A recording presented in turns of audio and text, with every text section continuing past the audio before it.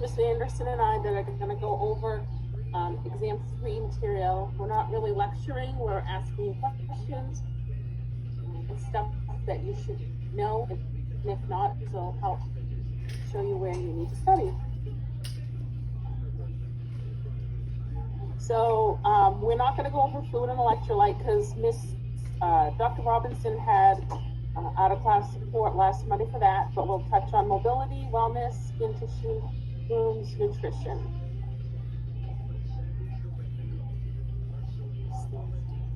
So what would you consider a safe transfer?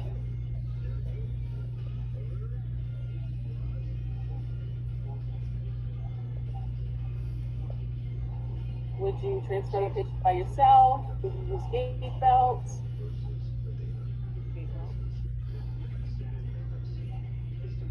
Yes, you want to make sure that you transfer your patient with a gait belt. And if you should have 2 people if they're not safe. What are some reasons that patients might have activity intolerance?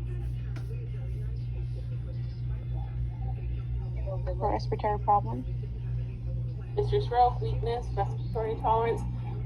What about your little 80-year-old patients, your grandmas? They could be weak, elderly, so injury. So those are all good examples.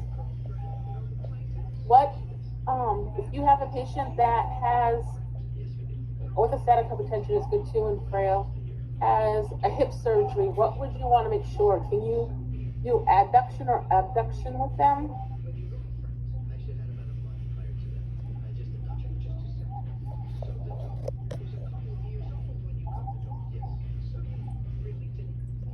No, we can do it. You want to make sure that they don't. So what is abduction? Away from the body. Away from the body. Right, and what's adduction? Together, correct? Yeah. So if you have a patient that has had hip surgery, I know one of my students had a patient, there's a wedge between their legs because you do not want a patient who's got exposed to hip surgery to cross their legs or to go greater than 90 degrees. So, and that wedge is to help their legs be apart a little bit so they're not close together and they're not apt to cross their legs over. And some assistive devices that you may see are walkers, canes, crutches. A lot of what we've seen are walkers.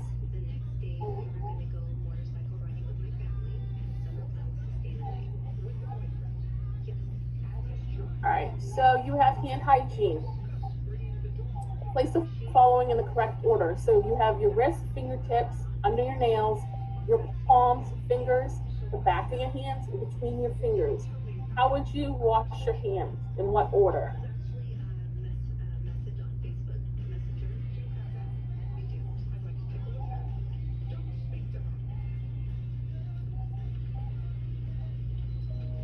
Guys, utilize the chat. The more active you guys are for this, the better it will be retained in your brain. So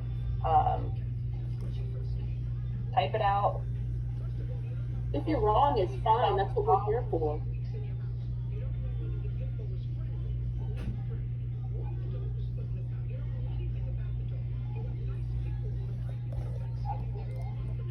No.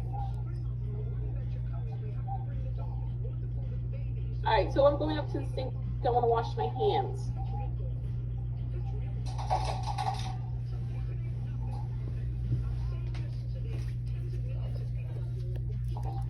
So it would be C, palms, E, back of the dorsals of your hands, your wrist, between your fingers, and your fingertips and under your nails. Can you wash your hands if they're up straight, or should you be washing them so that the water's going down? Correct.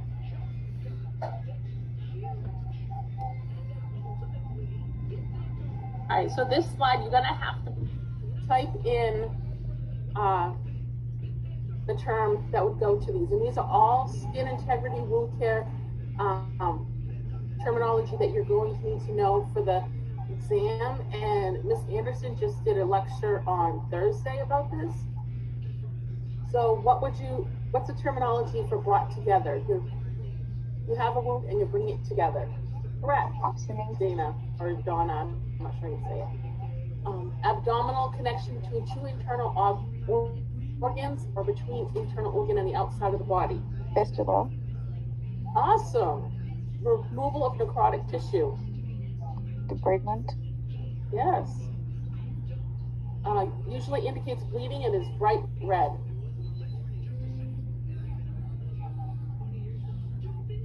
Granulation tissue. I didn't hear you, Melinda, I'm sorry. Granulation or serosanguinous? It'd be sanguinous. Sanguinous. Yeah. Okay. 5, phenomenon that occurs through the relationship between friction and gravity. Shear. Correct. Partial complete separation of the tissue layers during the healing process. Dehiscence.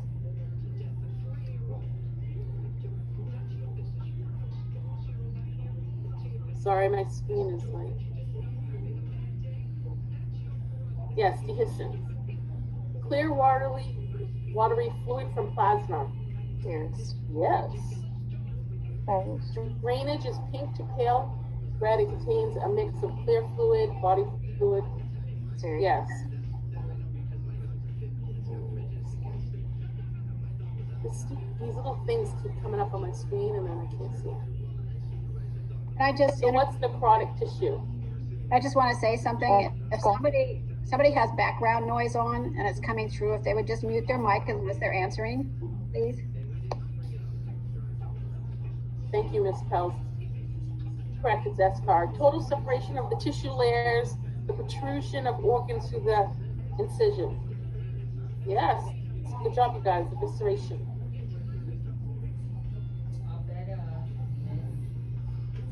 All right, so this is just giving you terminology that you should know. Primary intention is wound with clear edges with approximate, heals quickly and low risk of infection.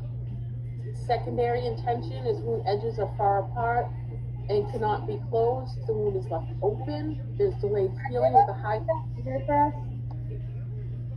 I'm sorry, I didn't hear you. Can you make that bigger for us, or? Let me see. They showed me how to do this. Oh my gosh.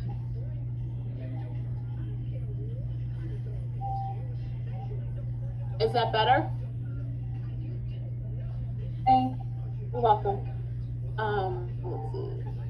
Granulation tissue is formation of soft reddish tissue buds, a capillary network, bring blood supply to the healing area.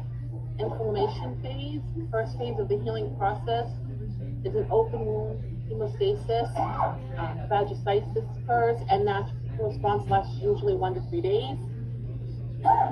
And then maturation, final stage of wound healing, may last up to 1 year or more. Scar tissue heals